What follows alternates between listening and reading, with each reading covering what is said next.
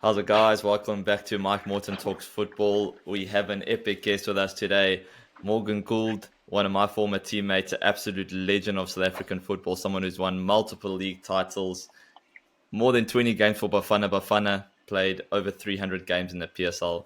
MG, thank you so much for taking the time to chat to us. Thank you for the invite. It's only per invite that you get to have a chat with Mikey and on your podcast, my man. So I was waiting for this. I even went to the Soweto Marathon, or Soweto Marathon, should I say? Yeah. So tell me about that. So when did running become a hobby of yours?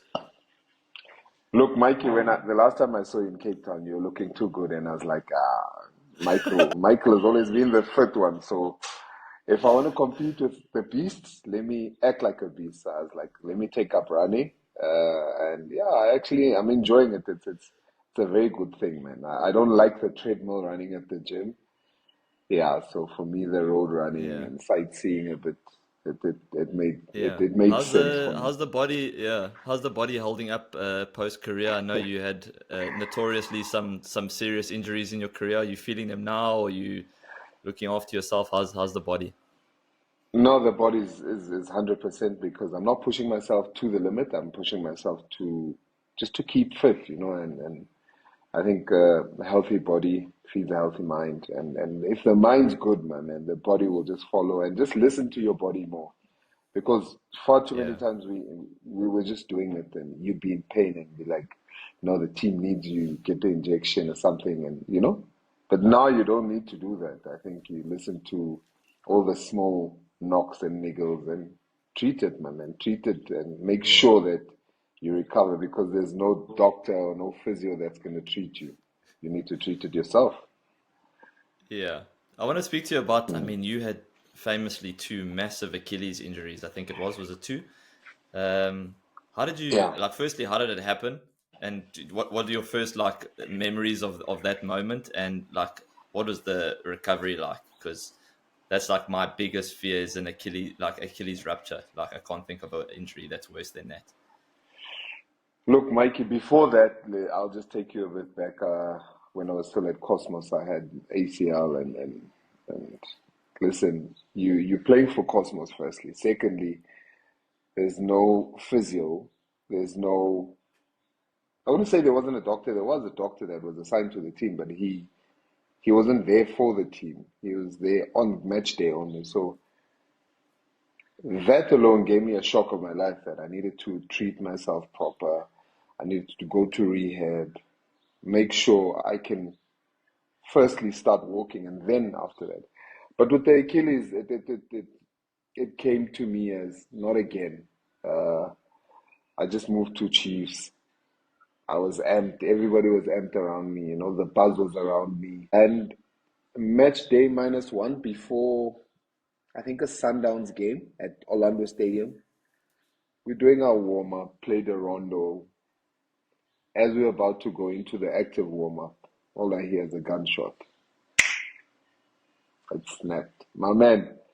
And I looked around to see that we in the stadium. We're not somewhere where we're rioting or, in a mall, like a freak accident. And now, next minute, I was on the floor. I was like, what's going on? I tried to stand up. Wow. Yeah. All the gingerness and all the ligament was gone.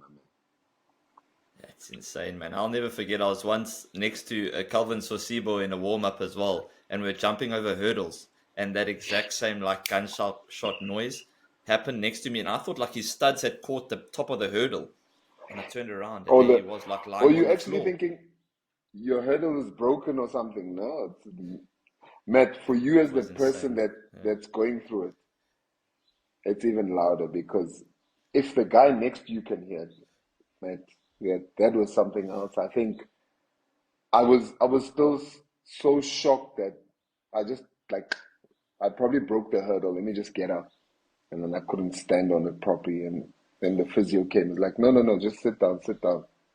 So I was like, no, what's wrong? He's like, nah, sit down. Let me just check something. Oh, my man. And then when he started touching my ankle, calf, because he starts at the calf and then he feels down. And when he gets to where you can actually feel the Achilles. He says, my It's not boy, even there. yeah, it's not even there. It's detached because there's a partial tear and there's a complete rupture, and I did a complete rupture.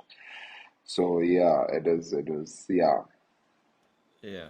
To I say mean, the I least, don't think a it lot of was hectic. people, yeah, don't people understand like when this is obviously your day to day, your living and everything, and the things that go through your head immediately. Like, will I ever play again? Like, how far is this going to set me back? I've just joined a new club. Like, can you talk about what is going through your mind, like experiencing such a thing, and how long it took you to get back?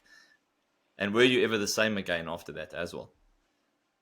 Look, you'll never be the same again because you lose 10% of your speed, and obviously you bulk up because you now no longer training. All you do is eating, trying to eat right, trying to maintain the body, trying to get stronger. Because if you're going to get stronger, you're going to get big. And like the things that go in your head, firstly, am I going to be able to walk? Because for me, that was my first priority. I didn't really care about the football part. Will I be able to do things normally? Because in football they don't teach you about the injuries. You only learn about the injuries when you go through it. And I think they need to start teaching the new footballers about all these type of injuries, or we need to teach ourselves, or the kids need to teach themselves about there's these injuries, and for you to prevent these injuries, this is what you need to do. And credit must go to people like you. You do what would you do before training? You do a pre-workout where injury prevention and all that. We took that for granted, and look at you now, you're still going strong. But if we had known how to do these things, I think a lot of injuries can be avoided. But going back to the subject, I think you look at this bare minimum. Will I be able to walk? Will I be able to start running? And all the smaller things, and then the bigger things take account, because football owes us nothing, and life in general. You should go into life. The world owes us nothing. If we get opportunity to play football, good and well, change your life, change your family's lives. Yeah, but the things that ring in your head are not even the biggest things. Am I going to be able to drive to training now? It's the smallest things that count. And for me, that's where I started. And I think that's where the rehab and the psychological part of me getting over all my injuries helped me. Yeah. Morgan, before we take a further trip down memory lane, I actually just want to talk to you more also about the current situation at Kaizer Chiefs. You're obviously a legend at the club and you've won many, many things at that club. Club is going through a tough period at the moment. What do you make of the current situation and Chiefs, especially the backlash of the 4-0 loss on the weekend? Look, Rome wasn't built in a day. And if you when we were playing at Supersport, we used to call ourselves the Spartans, not because it was a cool name, it was a good movie that was going on. We knew we had soldiers, and right now I don't see. Uh, Not that I don't see it. Maybe there is the soldier, but it still needs to be woken up within the team, the current team. But I don't see people taking accountability for even just winning their own individual battles. You can see that everybody is trying to tiptoe nicely around, trying to be friendly. You can't be friendly. This is your livelihood.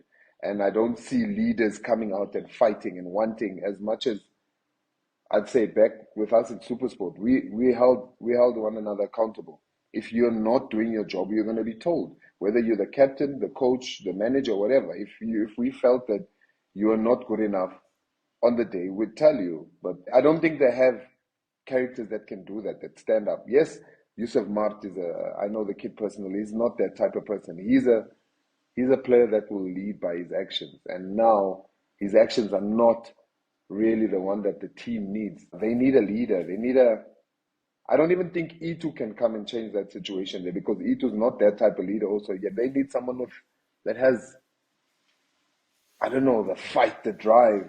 I don't see that. I don't see the Yeah. I mean, I Michael. put a photo Like, of up of that Supersport team of ours on Twitter the other day, and it gave me just to think of the personalities in the dressing room when I think it's like yourself, Bongani Komalo, Dean Furman, Masha Maite, Ronwen, Clayton Daniels, Mario Boyson, like these are massive person. David Matibula. These are massive personalities in a dressing room, and you're thinking like you could not afford to have an off day at training. Like they would be on your back all the time, and literally literally be kicking each other the whole training session every day because it's like the level was so high. And you almost used to be nervous going into training every day because you were like, I have to be at the absolute pinnacle of. And when I look at that Chiefs dressing room, I don't see one of those type of characters in that dressing room right now.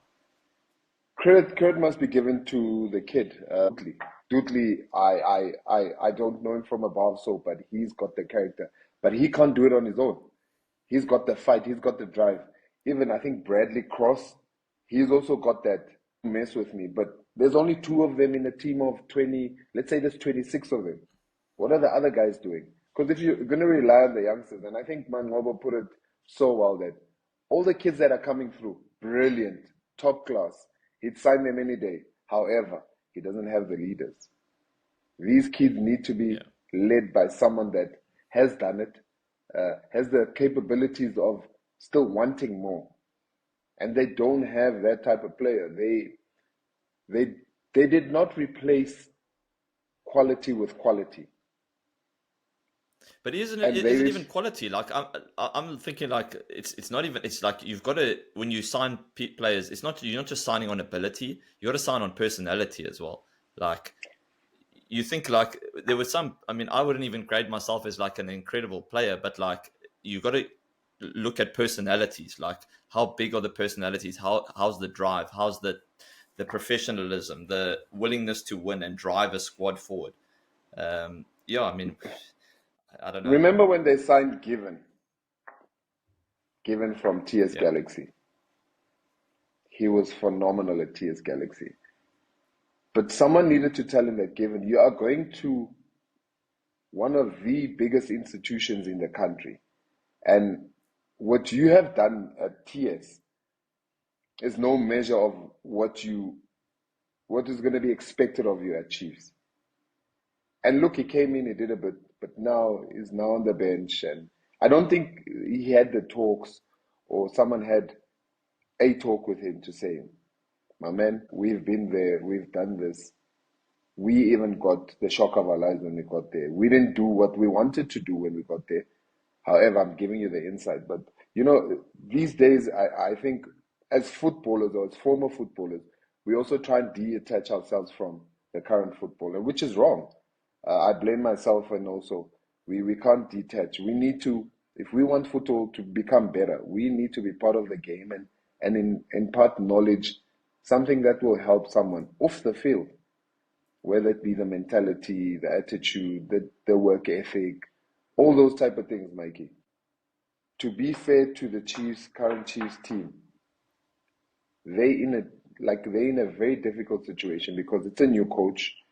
He wants new players.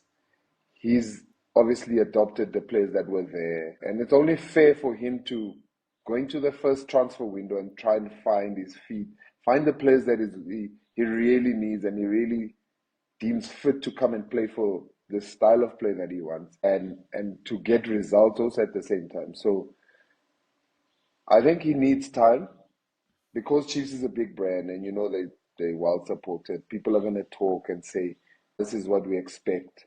They played against Sundowns. Sundowns was just putting down the baton and saying, guys, we are Sundowns and this is what we offer. That's why they made a statement with the 4-0. Yeah. If I had to give you a blank checkbook, with that's Chiefs outfit and say you can sign 3 or 4 players, what positions are you thinking of and what are the type of players you think that Chiefs need right now? Definitely the spine. You definitely get the spine right. You get a top striker, whether he's old or not old, someone that can bang goals. For me personally, I would have taken Bradley Grobler 2 seasons ago, just because he has that ability to score, and Bradley's not going to go to and be overwhelmed by the brand. Bradley he's not a very brand conscious person. Bradley is one of those strikers that you can put him in the field and He might do rubbish for 80 minutes, but he'll score 2 goals. You know, he's that type of striker, and you get a midfielder that no nonsense, go getter. But also, you remember they tried they signed Ox in Tetwa. He was a go getter, it was a no nonsense, but he got there, and it went wrong. It went the other way. So they need to be very, very. I think. But then I'll Firstly, ask you as well. They signed, obviously. Then you talk about the spine, but they signed Rushwin, who's obviously going to take time to fit in, and then they signed Miguel. What do you like? That's the spine, and they got a goalkeeper, and we're still not seeing massive improvements. when I say What do you the make of the spine, new centre back? Do you like Miguel?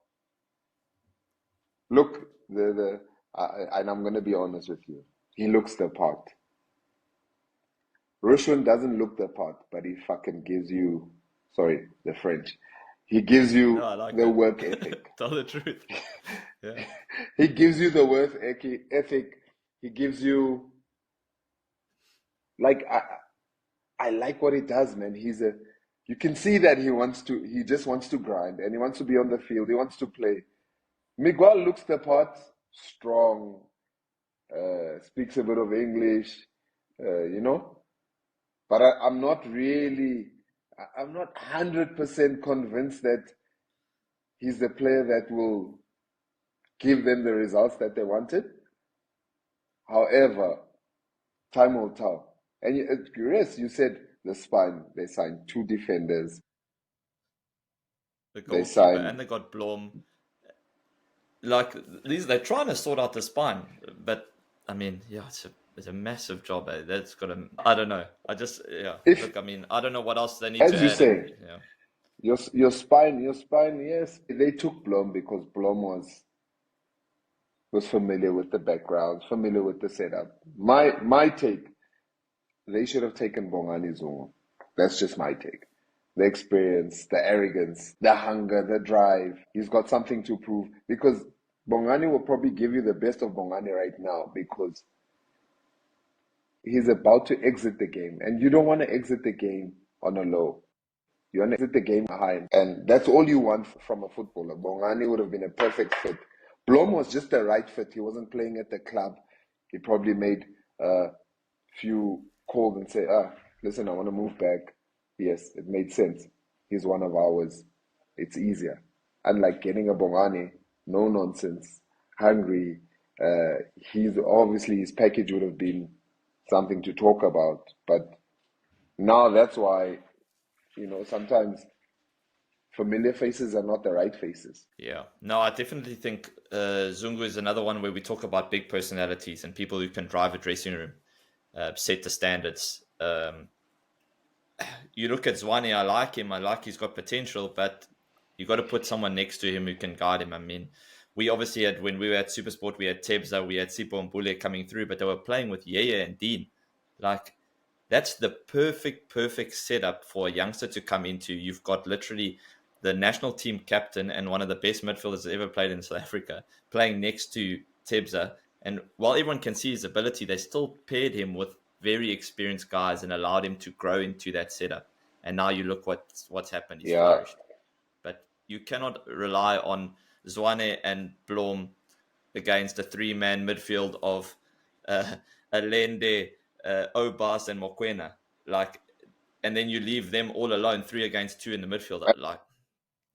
It was a nightmare Just situation for mentioning those those two. names, Alende, Obas, Mukwena, workhorses of note, and they can play at the same time. They're not just giving you the play; they give you the grind, the bite, the fight. Alande, I'm a huge fan of his in the background. But then you have Samgelo Zwane, very good on the ball. Sometimes I still think he needs someone that just to guide him, as you're saying. He needs someone to guide him. And Zungu would have been perfect for this. I don't think Blom will guide him because Blom obviously wants to do well for himself so he can go back. He must still settle himself. He must still settle in himself. And it's difficult when you're trying to solidify your own place and worry about your own game to then go and tell other people what to do. Whereas you need these guys that are big personalities, confident in their own game, who can then say, hey, you got to do this, you got to do that. And that's where we had someone like Dean who sat behind all of us and was like supremely confident, great leader. And then he's sort of telling us where to go, what to do. And then everyone listens because they have so much trust in what he does. And he sets the tone every day at training. But you Yeah. need that guy. Also, to be fair, you must also be fair to the Kaizer Chiefs and the brand itself. I think the fans are the ones that are wanting Kaizer Chiefs to go to from number 10th last season. Now they want them to win the league. It's not possible. And the coach came in saying, this is a project. This is not something that you can expect us to win the league. Because for them, winning the league will probably be ending up 5th or 4th. That should be their target. Then they go start afresh. Next window period, sign proper. Make sure that his philosophy is understood by everybody. Even the driver needs to understand this is what the coach wants. The guy, the fieldsman, everybody must buy into what he's doing, because you can see he wants people that works for him. And I can see the light. However, it doesn't help me seeing the light and I'm on the other side of the stadium. The players need to see the light. The players need to remember that Rome wasn't built in a day. And you know how Stuart Baxter used to say, one rainy day in summer doesn't make it a bad summer. It might seem like it's pouring now. Let it pour now so we can rejoice later. Because the same water that's pouring on us, it's going to bear our own fruits. So it's a lot of work. They need to work together. They need to put differences aside. Even if the new coach has differences with his analyst or whatever, that they need to put aside and just work for, so the brand becomes what it should be. People haven't lost faith in the brand because it's a huge brand, and they know form is temporary, class is forever. Yeah. No, I mean, it's incredible for South African football when I see a full FNB stadium. Obviously, just that tiny bit of excitement, bringing in the new coach, them starting to see that there could be something here, a new project, as you mentioned. Like, look at the excitement and the amount of fans coming to games again.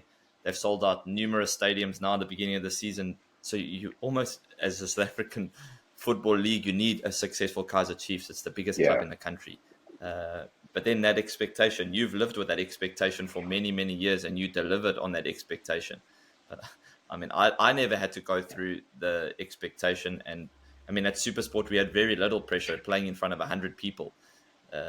That almost made our lives a lot easier. We could go through bad games and then bounce back without the media attention, without the booze and all that sort of stuff. We could survive a bad game.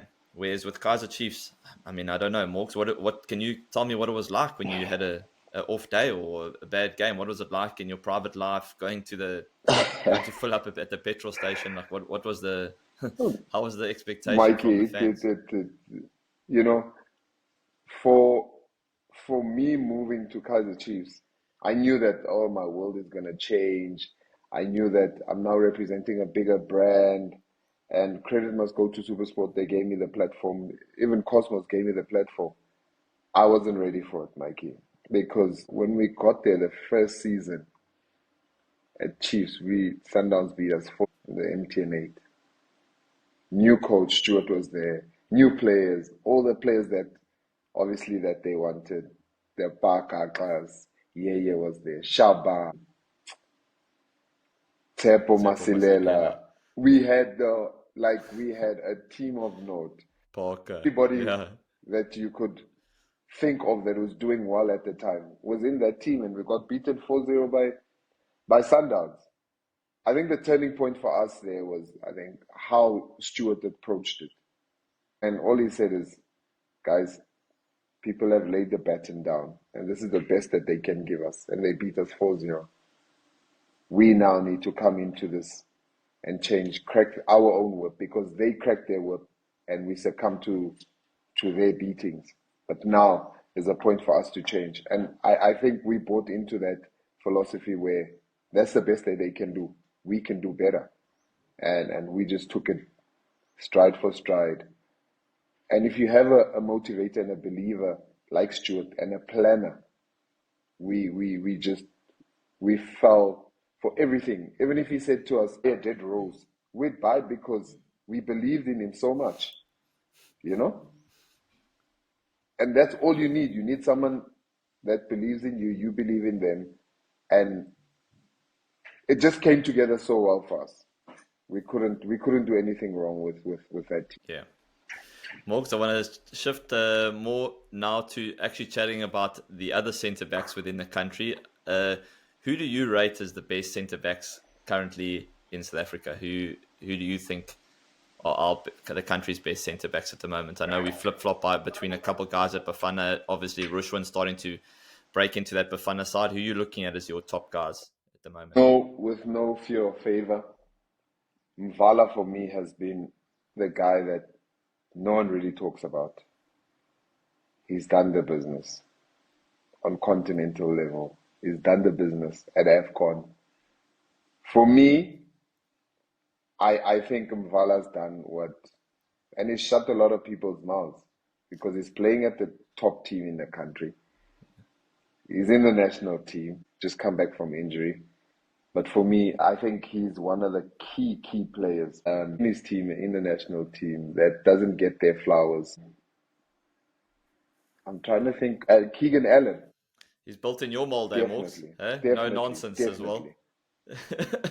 Straight through the back. You either Bandage either around the head. get ready taken to out go. or take someone out. That's the only way. And remember, he was a number 10. And for him to adapt to be from a number 10, Yeah. He from can a number score, 10 eh? to becoming a centre back, Yeah. I think he's done a phenomenal job. For me, Yeah. We don't have many of those any like you guys. We obviously had Bongs, we had you, we had such massive set piece threats. Benson could also head like attacking wise. We don't really have that big threat anymore. Grant himself, like yeah, he's not really Grant, that big presence yeah, that's going to get on the end Grant of will do headers. the Whereas, what Gavin used to say. like, yeah, he's the Yeah, Rolls he's Royce, the man. Grant is the Rolls Royce, beautiful with the ball at his feet. But yeah, Mvala, like people don't give him enough praise for how effective he is at set pieces, man. He's throw his head into anything. Vala, Keegan Allen, the one from Richards Bay, the centre back. Yeah. What happened at Supersport? It didn't Yeah, really work it out for didn't. him. I don't know if him and Gavin didn't. I think he needed more game time because he wanted to make the COSAFA team, and credit must go to him. I think him taking a bold step and saying, "I want to play. I want to be part of." If he looked at the team and the pecking order, there was the Tyson Tlajuayos, the boy Ikon, the youngster, and Bilal Baloy, youngster that was promoted. So Keegan, He was also using Keegan Johannes there, I think, at centre back exactly, as well. and he looked at the Impressive, yeah. situation as like, this is not good for what I want to achieve, and I want to move to Richards Bay. So I think Keegan Allen for me is also someone working in the background. If you look at how Richards Bay have been going about their business, draw, one loss, couple of wins, they're in the next round of the Carling. He has a huge hand with his obviously with his partners at the back, but he's got an influence. So Keegan Allen for me, Mvala. What do you make of Sesane? Look, for the local game, he might be getting away with a lot. He hasn't been tested. When I say he hasn't been tested, yes, he's been playing well. For me, he needs to be tested. He needs to go up against the likes of, who can I, in the modern game, that a player as big as Mbesuma. Let's see if he's going to use his intelligence or his speed. And credit must go to him. He's done well. There's a player at, I think Polokwane said it, called Chauke. Very strong, physical, quick. He dealt with him well because I thought that was going to be a tester for him. There's a couple of situations that I saw that he was caught wanting here and there, but he still needs to be tested. And Africa's going to test him because if they're in the same group as Al Ali, that is going to be a huge tester for him. Yeah. I hope he can pass the test defensively because on the ball he's Yeah, lovely to watch. yeah. I really like him as a ball playing centre back. And obviously we've got this new generation. I mean, we did not come through this generation of starting the ball in your 6-yard box from goal kicks and stuff like that. And that's like designed a whole brand new breed of centre backs where you literally cannot afford to be just a hard tackling centre back. You've got to be able to play. But then you've got to obviously be able to do both sides of the game, which I think, some maybe sway too much to the one side where they just become ball players and they're not doing the defensive side of the game. So it's So, but I mean, it's a difficult position now, because before we had, if I look at the three with you, Tawa, Junaid, and yourself, like those are three monsters. But I wouldn't necessarily say like massive ball players. But the game has changed massively since then. And the expectation of a centre back to be like a playmaker has changed completely. We were the trucks of the business, because if you want to deliver anything, send the trucks. If you want to deliver in large units, send the trucks, and then let the cars take all the like the years yourself, and then obviously deliver to Bradley, and Bradley will obviously do the job.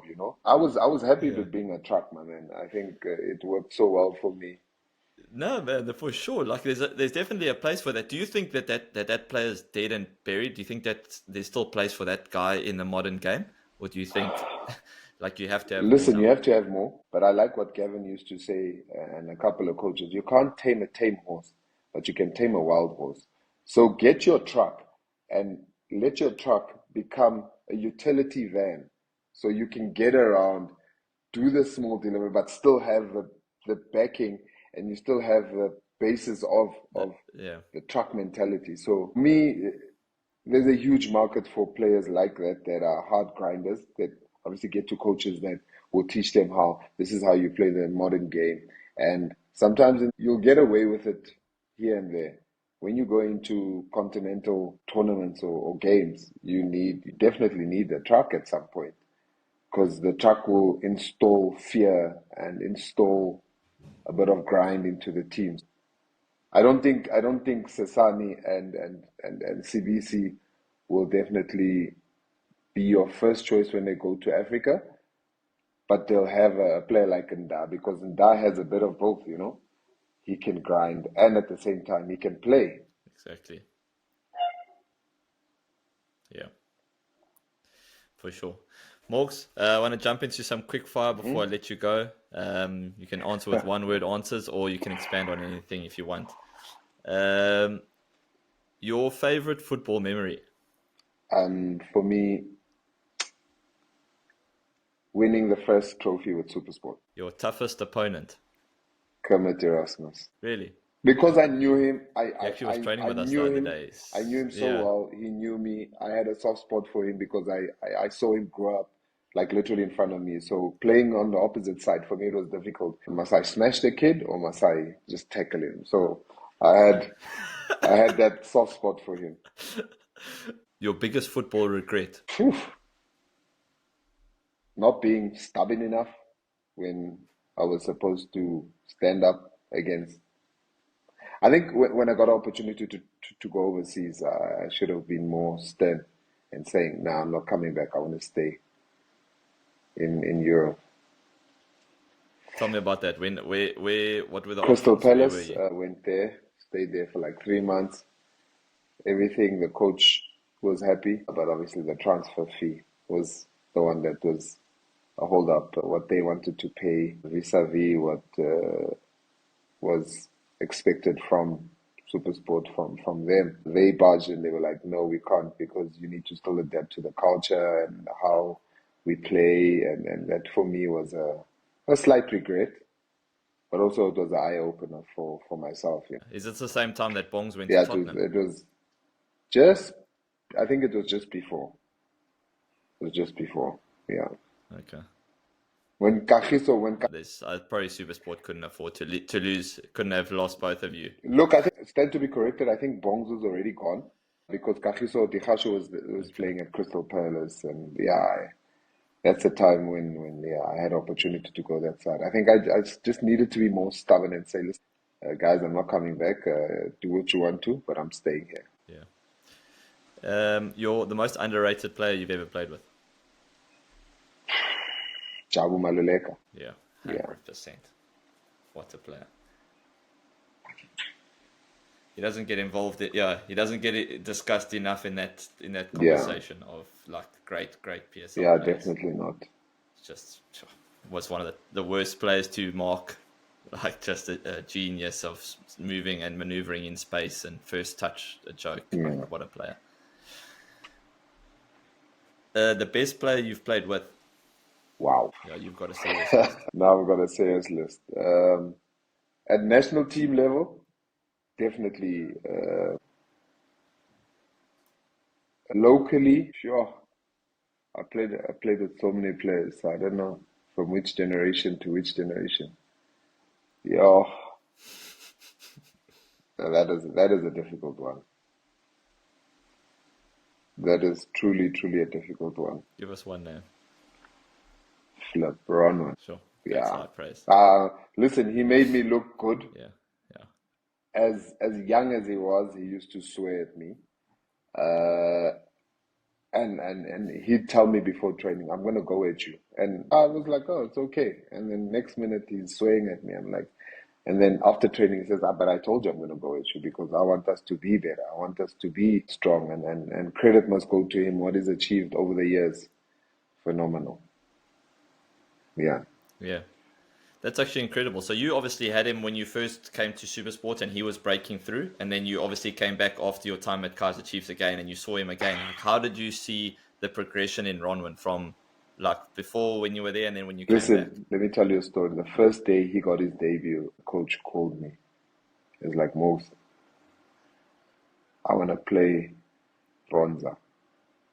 The first thing I said to him, please do. And I went to Ron and I was like, you're playing this week.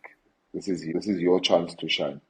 Because Ronan was in the pecking order, there was Show and Nike and then Ronan after at development. So Ronan came to train with us, Showan was there.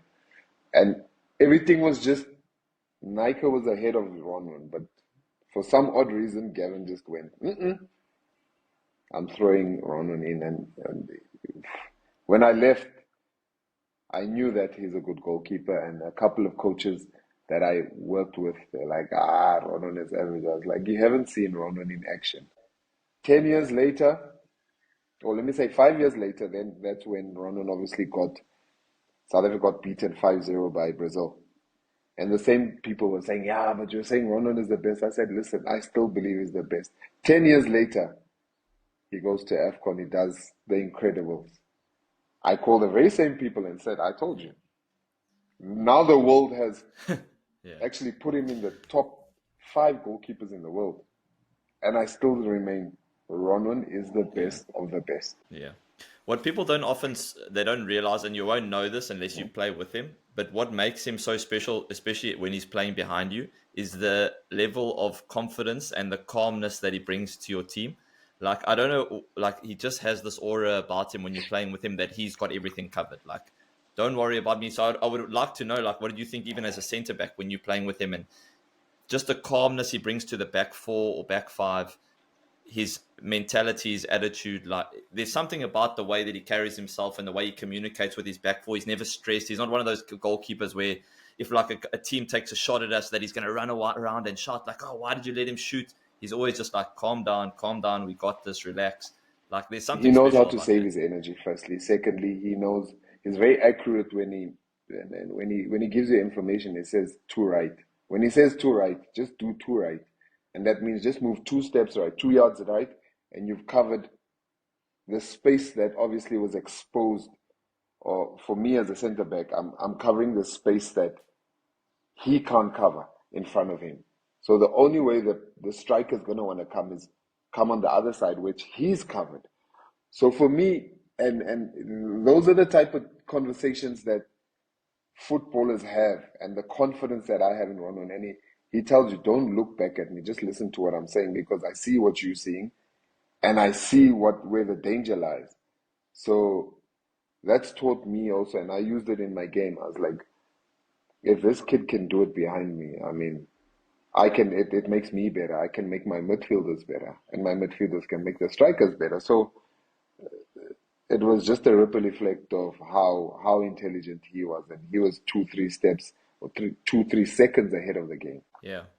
Actually, like to teach youngsters about those type of things that we learned when we were playing under Baxter. Like Morgs, I don't know if you can explain to the guys, especially any aspiring defenders coming up, when Baxter used to talk about like no big movements and trusting your goalkeeper, Yeah, especially when you've got a good goalkeeper like listen, Ronwen. I actually use that, and my son is one of the players that I use it on, and no big movements. Just make sure when you're in the box, you don't lunge. Obviously, you know that those type of words. Don't lunge into a tackle. Trust your goalkeeper, and give your goalkeeper something to read. Give him Yeah, something to read. give him Yeah, something yeah, to yeah. read, because if it It was like a Bible at exactly, Supersport. Yeah.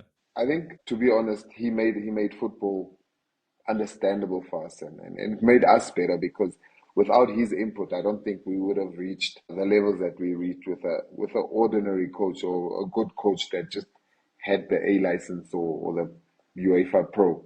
He had the the smaller things that will make you better. Yeah. So, because just to break that down for like most people very simply, like what he meant when he said like no big So movements, basically was like when you're in and around the box, how many times do you see a striker going to shoot and a defender takes a big step and the striker puts it through his legs and the goalkeeper can't move? So, what Baxter always used to tell us and used to tell our back four and to tell the holding midfielders is like, if the player's in and around our box, rather close one side, don't make a big movement and trust your goalkeeper to yeah, block the other side.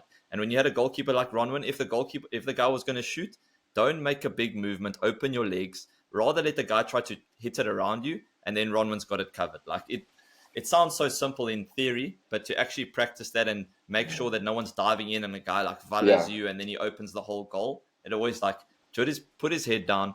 Don't let him sell you with the dummy. No big movements. Let the guy shoot if he and give him one part of the goal, and the keeper And will also, take care of the rest. to add to that, from a big movement, you can't make another big movement. But from a small movement, you can jump and make a big movement, Yeah. where you're definitely forced in a corner. And the big movement is, I wish we could do a tutorial on it. You don't move your feet wider than your shoulder width. Yeah. You can't, big movement is beyond your 100%. shoulder width.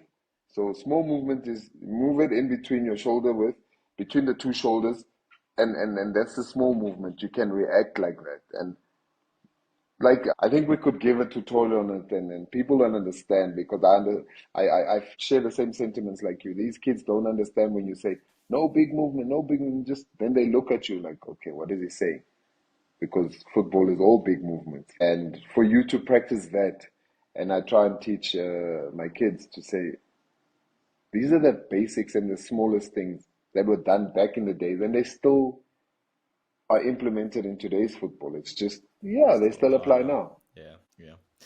Okay, Morgs, before we deep dive further into the intricacies of defending, tell me about the best goal you've scored in your career. Obviously, you scored a couple very important goals as a defender. Funny enough, it's not even with my head. We were playing Club Vita, SA Vita from Congo. I was at Chiefs, and we were 2-0 down, and the ball was crossed, and I hit it with my left peg and top corner. I think for me that was a proud moment. Did it come No, off the no, no, shin? what shin, my man. Came off the laces, my man. I really hit it with the laces. You must go and check it out. If you can post it for the people, please do that, my man. Yeah.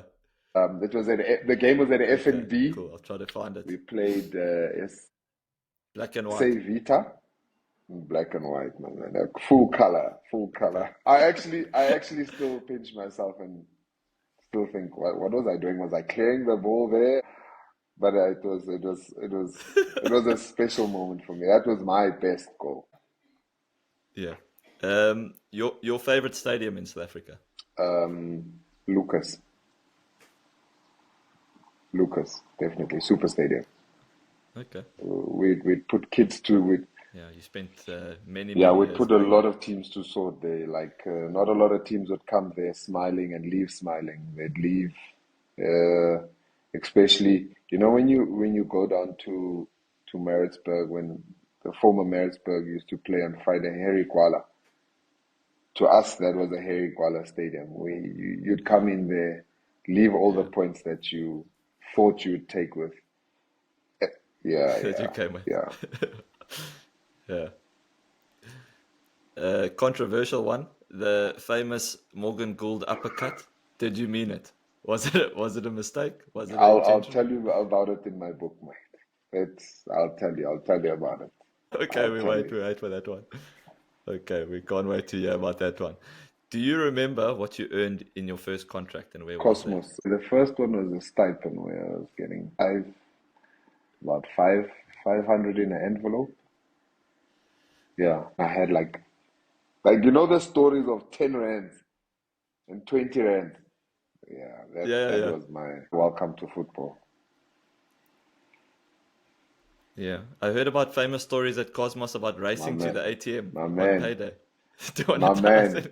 You got that. I was literally there when that was happening. So month end, you get your check from obviously the manager, which was Majola at the time. Then you have all the guys with cars, the Lucas Tomelangs, the Semi Macha, everybody that had cars always had a thing to a A head head start start. because after training, you'd be like, what am I gonna do now? I don't have a car. Okay, let me get a lift.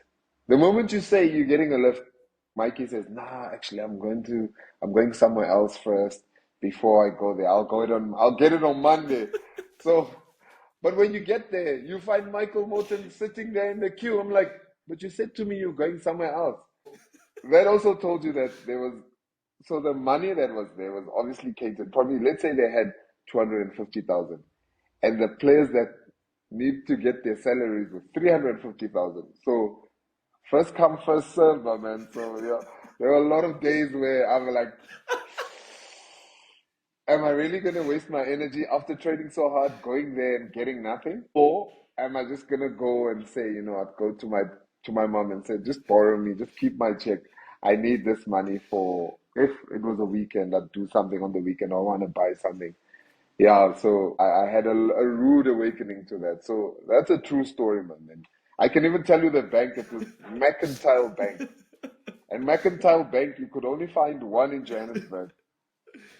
So coming from the south of Johannesburg, where the Glen is, all the way to Mercantile, which was in, let's say, Ellis Park Stadium. Imagine you're tired, you don't have transport, you need to go via public transport, and it's a Saturday. Not a lot of taxis were working, or not a lot of taxis were on the road on Saturdays.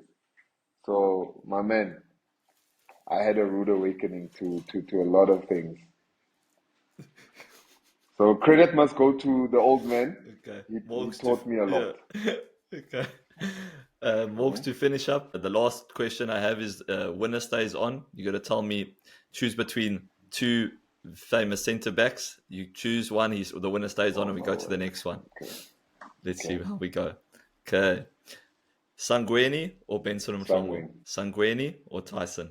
Tyson. Tyson or Tefo Tyson. Mashumaite? Tyson or Old John Flip. Vuvuzela? Old John. Old John or the ex Mokwena? The X because what did he achieve? Yeah, the X. Yeah.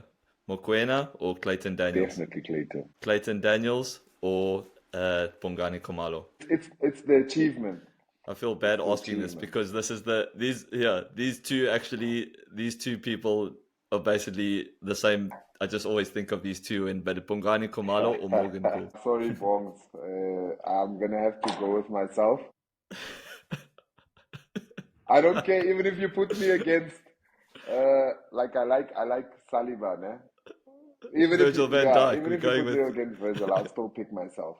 No, but I think credit to all the guys that you mentioned. They're very good footballers and people that I've had met personally.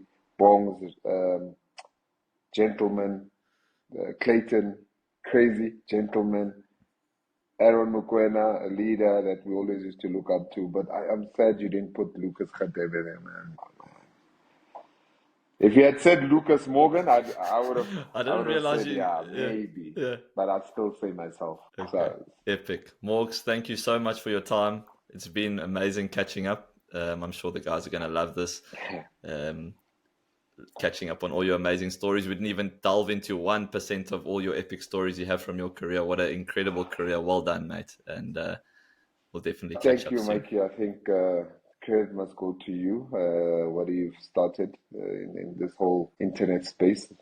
You cracking the whip, and I think people don't really realize how much you've impacted the SuperSport team and even the Yeboyes team that you had. I think people don't know your history. You've been around, you've been, and I like the stories that I know about you that happened to you at the teams that you were at. But credit, not a lot of people will go through what you've been through and still want to play football. But yeah, no, big ups to you and your family and your two beautiful daughters that keep you up and running every time.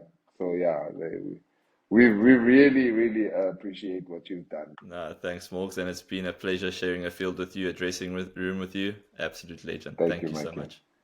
Thanks for sticking with us, guys, and we'll chat to you guys in the next one.